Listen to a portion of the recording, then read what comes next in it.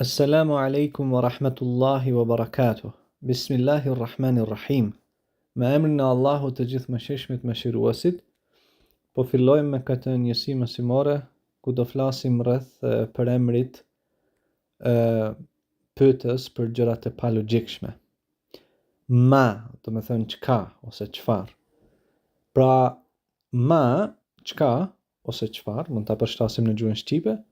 Pra tham, është një përemër pyetës për të palogjikshme. Do të thënë, kur duam të pyesim për ato gjëra që nuk kanë logjik, atëherë pyetjen e bëjmë me përemrin ma, çka. Pra mund ta përshtasim edhe çfarë në gjuhën tonë shqipe. Pra me fjalë të tjera, për kufizimin në gjuhën arabe është në këtë formë. Ma, ismu istifhamin li ghayri al-aqili. Pra, po themi emër pyetës për të palogjikshëm, pra për të gjërat palogjikshme. Natyrisht që kjo futet tek ismun, nga që i kemi përmendur kategoritë e fjalëve se si ndahen në gjuhën arabe, ismun, fi'lun dhe harfun. Megjithatë, ne i referohemi si përemër. Në rregull? Elusim Allahun Azza wa Jall të na jap sukses në atë që ai do dhe është i kënaqur për fjalëve dhe veprave, qofshin ato të hapura apo të fshehta. Dhe elusim të na bëjë të sinqert subhanahu wa ta'ala. Dhe të na pranoj këtë në peshorën e veprave tona të mira, ditën kur e takojmë atë, dhe të na shtojë dhe të na shumëfishojë shpërblimin. Tani të marrim ndonjë shembull në mënyrë që përmes shembujve ta ilustrojmë edhe ta kuptojmë sa më drejt edhe sa më saktë inshallahu ta'ala. Tani siç e shohim nga kjo pamje, nga ky imazh, te kjo forma rrethore ka ardhur në formë pyetëse. Pra kemi thënë hadha e ka kuptimin ky. Pra i referohet asaj ose diçkaje që është në numrin, kemi thënë njëjës të gjinisë mashkullore. Prandaj hadha ky. Dhe që ndodhet afër, pra qarib. Dhe qoftë pastaj e logjikshme ose e palogjikshme, siç mund ta shikoni tek njësia e kaluar mësimore. Tani para saj ka ardhur përemri ma. Shikoni? Ma hadha. Çfarë është ky? Pra ma hadha kemi vetëm dy fjalë. Ma, çka ose çfarë, dhe hadha, ky. Mirë po e kemi përmendur, ndoshta ju kujtohet nga herët e kaluara, rreth asaj se është nuk ndodhet në gjuhën arabe, por që është e nënkuptueshme. Pra kur themi ma hadha, pra çfarë është ky ose çka është ky në këtë kuptim. Mirë. Dhe e shohim përgjigjen që po themi është e pasakt, meqense aty kemi një në formë x-i që simbolizon një formë jo të saktë të përgjigjes. Thot hadha rajulun. Hadha rajulun. Ky është burr. Pse është gabim? Lind pyetja. Është gabim nga që rajulun është i logjikshëm. Pra rajulun është aqil. Kurse ma është përemër pyetës për të bërë pyetje për gjërat që nuk kanë logjik, pra ghayrul aqil. Dhe për këtë arsye është gabim. Pra, me fjalë tjera ne nuk mund të pyesim me përemrin ma, pra çka ose çfarë, ma për diçka që është e logjikshme. Pra të themi ma hadha dhe të përgjigjemi për burrin, rajulun, të themi hadha rajulun. La hadha khata. Do të thënë kjo është gabim. Porse nëse shikojmë nga krahu tjetër, kjo pjesë është e saktë, pra jashtë rrethit. Nëse dalim, e kemi një pyetje thot ma hadha, çfarë është ky? Pra ma hadha, çfarë është ky? Dhe si përgjigje e kemi hadha kitabun. Ky është libër. Kitabun, libër. Natyrisht kjo është përgjigje saktë. Pse? Sepse kitabun, libri, është palogjik. Dhe në këtë mënyrë kemi bërë pyetjen për librin, pra se çfarë është, me një përemër që është për të palogjikshëm. Në këtë rast ma, çka ose çfarë po themi. Pra ma hadha. Çfarë është ky? Dhe themi hadha kitabun. Elusim Allah Azza wa Jall të na jap sukses të vazhdueshëm Edhe vazhdimisht duhet të bëjmë lutje tek Zoti ynë bujar, që të na shtoj zelin e të jemi të dobishëm për vetët tona së pari, por edhe për të tjerët, nga që mësimi i gjuhës arabe është një gjë tejet e bukur që mund t'i ndodhë secilit prej nesh, dhe veçanërisht atij i cili e përmirëson qëllimin. Qëllimi i tij të jetë largimi i ignorancës prej vetes së tij dhe largimi i ignorancës edhe nga të tjerët. Dhe lutim Allahun Azza wa Jall të na bëjë të sinqert në veprat dhe fjalët tona. Pra, domethënë e kuptuam dallimin në këtë çështje, pra nuk mund të themi ma hadha dhe pastaj të përgjigjemi për diçka që ka logjik, themi hadha rajulun, ky është burr, por themi ma hadha, çfarë është ky? Dhe përgjigjemi për atë që s'ka logjik, këtë rast për librin. Pra, ma hadha, çfarë është ky? Themi hadha kitabun, ky është libër, në rregull. Të shohim edhe një shembull tjetër që të mësojmë edhe një fjalë të re, dhe natyrisht që të marrim shembuj.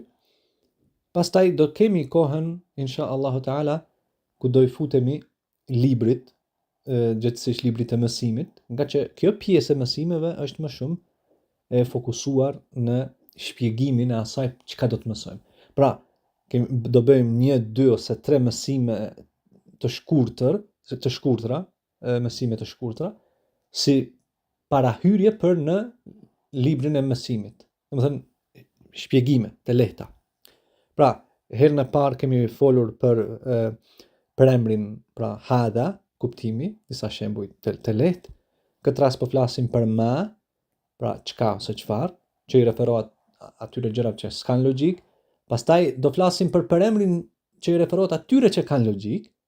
Pastaj do flasim për hamzatul istifham, hamzën pyetëse, insha Allahu Taala, dhe më pas, me lejen e Allahut të lartësuar, do futemi tek mësimi, ku do kemi fjalë të ndryshme, të reja, ushtrime, detyra, teste kështu me radhë. Insha Allahu Taala. Nasallahu as-salama wal afia. Lutim Allahun për mirëqenie. Tek shembulli I dytë, siç e shohim, kemi ma hadha. Çfarë është ky? Të rrethi, nëse shikojmë, prapë kemi gabim. Thot hadha waladun. Hadha waladun. Ky është fëmijë. Pse është gabim? Është gabim sepse fëmiu është që ka logjik. Ndërkohë që ma përdoret kur I referohesh diçkaje që s'ka logjik. Pra nuk mund t'i referohesh fëmijut që ka logjik me një pyetje që është për të palogjikshëm, në këtë rast ma. Pra nuk mund të themi ma hadha, çfarë është ky? Hadha waladun. Ky është fëmijë. Pra është gabim. Mirë, po e saktë do të ishte, nëse dalim jashtë rrethit, pra waladun ishte fëmijë, waladun. Në rregull, nëse dalim jashtë rrethit e kemi një shembull shumë të bukur. Çfarë thot? Thot ma hadha, çfarë është kjo? Tani të ndalemi këtu pak. Përse vallë kemi shkruar kjo? Ne kemi thënë që hadha do me thënë ky. Pra është për gjinin mashkullore që ndodhet afër, pra I referohet gjinisë mashkullore që ndodhet afër dhe në numrin 1-jes. Pra pse themi kjo? Pse e kemi përkthyer si kjo? Sepse e kemi përshtatur nga që kemi të bëjmë me derën. Shiko, ma hadha, çfarë është kjo? Hadha babun, der. Pra nuk mund të themi ky është der. Pra e shohim që në gjuhën arabe dera qenë ka çka? Në gjinin mashkullore. Mirë po në gjuhën shqipe, emrat që mbarojnë me a, ja, janë çfarë? Të gjinisë femërore. Pra themi kjo është der, dhe nuk themi ky është der. Është qartë. Pra e kemi bërë këtë si përshtatje në gjuhën shqipe. Por çdo herë duke e ditur që hadha është për emër që I referohet numrit 1 të gjinisë mashkullore që ndodhet afër. Në rregull? Pra si sqarim. Mirë. Pra të themi edhe një herë. Ma hadha. Çfarë është kjo? Pra hadha ne tani me po e dim që është ky, mirë po e përshtasim si kjo, po e përshtatim në mënyrë që në gjuhën shqipe të tingëlloj ashtu siç I takon. Ma hadha, çfarë është kjo? Hadha babun. Kjo është der. Pse? Sepse dera nuk ka logjik dhe ne e kemi bërë pyetjen me diçka, pra me një pyetje pra me një përemër pyetës të palogjikshëm, për të palogjikshëm, ma, çka ose çfarë. Pra ma hadha tek rrethi, nëse shikojmë ma hadha, çfarë është ky? Hadha waladun është gabim. Sepse nuk mund ta bëjmë pyetjen për fëmijën me përemrin ma, nga që është përemër që i referohet diçkaje që s'ka logjik kur pyesim për të. Kurse tek shembulli jashtë rrethit, që është i saktë, themi ma hadha, çfarë është kjo? Hadha babun, kjo është derë. Është saktë sepse dera është e palogjikshme dhe i jemi referuar, pra, me një përemër pyetës për të palogjikshëm. Ndërkohë që përemrin pyetës për të logjikshëm, inshallah taala, do e përmendim në njësinë e ardhshme mësimore bashkë ndoshta ose edhe ndaras me hemzetul istifham, pra me hemzen pyetëse, ku do marrim pak disa sqarime të lehta dhe të thjeshta. Pas kësaj do futemi inshallah taala, siç edhe përmendëm tek libri i mësimit e kështu me radhë.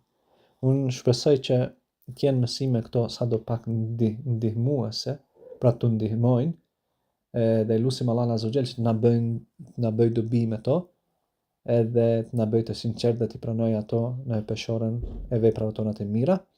Mund ta ndiqni mësimin disa herë, ta shpërndani me vëllezërit, me motrat në fe, nga që siç ka thënë edhe Ibn Shubrun rahimahullah, burrat nuk kanë veshur petk më të bukur se sa gjuhën arabe. Natyrisht ai qëndronte me burra, prandaj e ka thënë burrat, por kjo vlen edhe për gratë, sepse gjykimet të mirat vlen edhe për gratë. Pra nëse një burr thot për gjuhën arabe këtë fjalë, se burrat nuk kanë veshur petk më të bukur ndonjëherë se sa gjuhën arabe, kjo do të thënë se edhe gratë, por ai nuk rrinte me gra, ai rrinte me burra, burri rrin me burra. Pra në kuptimin e shoqërimit. Prandaj edhe një grua që mëson gjuhën arabe dhe ua mëson të tjerave, grave të tjera, me lejen e Zotit lartësuar ka shpërblim madhështor, nga që fillon njeriu dal nga dal të kuptoj Kur'anin, të kuptoj hadithin e saktë dhe të kuptoj fjalët e dietarëve të ndershëm dhe fisnik. Wa sallallahu ala sayidina Muhammad wa ala alihi wa sahbihi ajma'in, walhamdulillahi rabbil alamin.